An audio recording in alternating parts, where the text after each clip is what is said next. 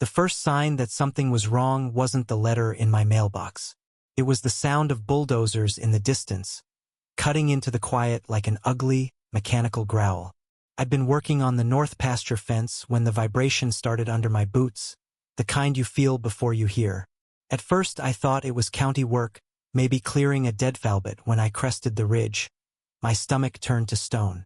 The hill beyond was stripped bare, oak trees I'd known since childhood lying splintered like bones. And in the middle of it all was Karen, the HOA president, standing in a hard hat and sunglasses, gesturing at a survey map like she was the queen of this county. I climbed down, called out to the crew, and one of the operators cut his engine. "We're here under HOA contract," he said, jerking his thumb toward Karen. "They say they own this parcel now." My laugh was sharp and humorless. "This is Miller Ranch land," I told him. "Has been for 4 generations. But Karen just smirked, holding up a stack of papers like a magician about to pull a rabbit from a hat. "Not anymore. We sold it at auction last month. Maybe keep better track of your property lines." Her words hit like a slap. I went home and pulled every deed, plat map, and title my family had ever kept. They told the same story. My land was my land. No HOA had any claim. But buried in the county filings was a forged transfer document, signed with a shaky version of my grandfather's name and notarized by someone I'd never heard of. The date? Just 3 months ago, right before Karen's HOA auction. That night I didn't sleep. I dug deeper, finding out that Karen had convinced the board that the land was abandoned communal property. After a boundary survey she commissioned done by her cousin falsely labeled the acreage as HOA controlled. The sale went to a shell company whose address matched a P.O. box in Karen's name. She hadn't just stolen the land, she'd stolen it to sell it back to herself undercover. I could have gone straight to the sheriff. But I wanted this to burn longer than a single arrest. I called an old friend from my banking days, a man who specialized in distressed property acquisitions. Over 2 cups of black coffee, I laid out my plan. If Karen wanted to play real estate queen, I'd show her how a real player worked. The shell company's purchase had cost her money she didn't have. She'd leveraged HOA reserves as collateral, and the residents had no idea their dues were funding her private land grab. When the debt came due, they'd be desperate, and I'd be waiting with cash. The first twist came sooner than I thought. 3 weeks later, Karen called an emergency HOA meeting to announce a temporary dues increase to cover unexpected expenses.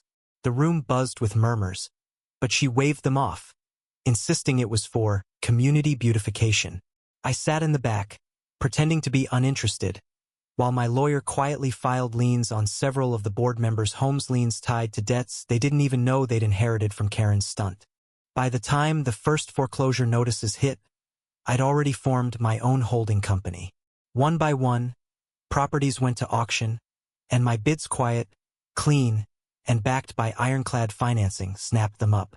Some I let sit empty, their windows dark like silent witnesses.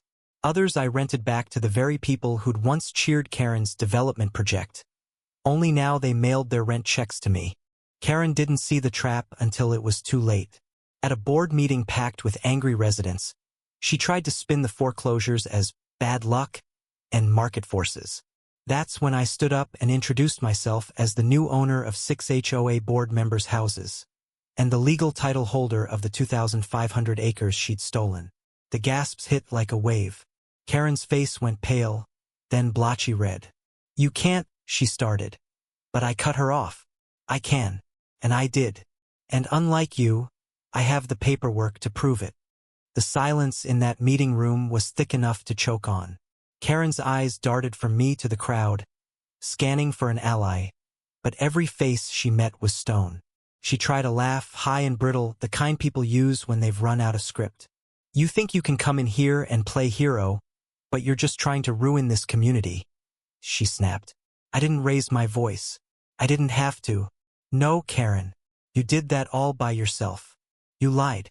You forged. You stole. And now, every brick, every beam, every acre you thought you could control is slipping out from under you." I slid a stack of photocopies onto the table, deeds, lien filings, and the notarized confession from the cousin surveyor who'd cracked under the threat of perjury charges. The crowd surged forward to look, muttering curses and questions. Karen backed toward the door like she could outrun paper. But then the twist hit. Edna, the HOA treasurer, stood up from the front row with a thick envelope. "I've been waiting for this moment," she said, her voice steady. "Inside here are bank statements proving you used HOA funds to pay off your personal mortgage and buy that ridiculous SUV you keep bragging about. And I've already sent copies to the county prosecutor." Karen lunged for the envelope, but 3 residents stepped in front of her. Harris, the sheriff's deputy who'd been quietly leaning against the wall, finally pushed off and moved forward. "Ma'am, you're going to need to come with me," he said. The way he clipped the handcuffs on her this time felt different from a routine arrest. It was slower, more deliberate. Like every click was a period at the end of a sentence she'd been writing for years. She shrieked about conspiracies all the way out to the parking lot, but nobody followed. Nobody defended her. They just watched, some filming, some whispering, some shaking their heads. I stood in the doorway, the deed still in my hand, and for the first time in months, I felt the knot in my chest start to loosen. Over the next few weeks, the fallout was brutal for her.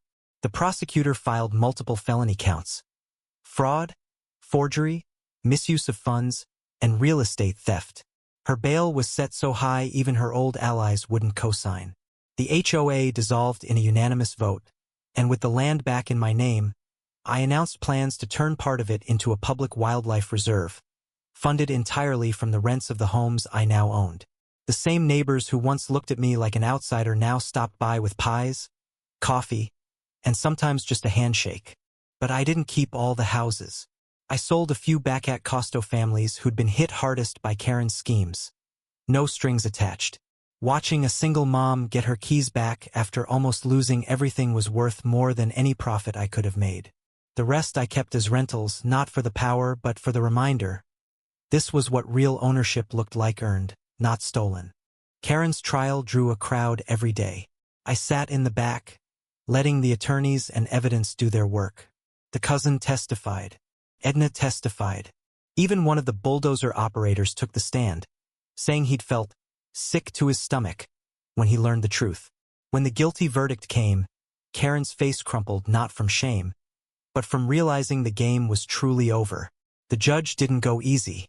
10 years in state prison, restitution payments to every resident, and a permanent ban from serving on any HOA board. The night she was sentenced, the neighborhood held a barbecue on what had once been contested land. Kids ran where bulldozers had started to carve roads. People laughed under strings of lights we'd hung ourselves. And when someone asked me if I felt like I'd won, I just smiled. I didn't do this to win. I did it to make sure no one here ever loses like that again. Sometimes revenge isn't about getting even, it's about building something stronger where someone else tried to destroy. And sometimes the sweetest victory is signing your name, in ink, on the thing they swore they'd take from you. If someone stole everything your family built and tried to sell it out from under you, would you take them to court or buy back their world piece by piece until it was yours?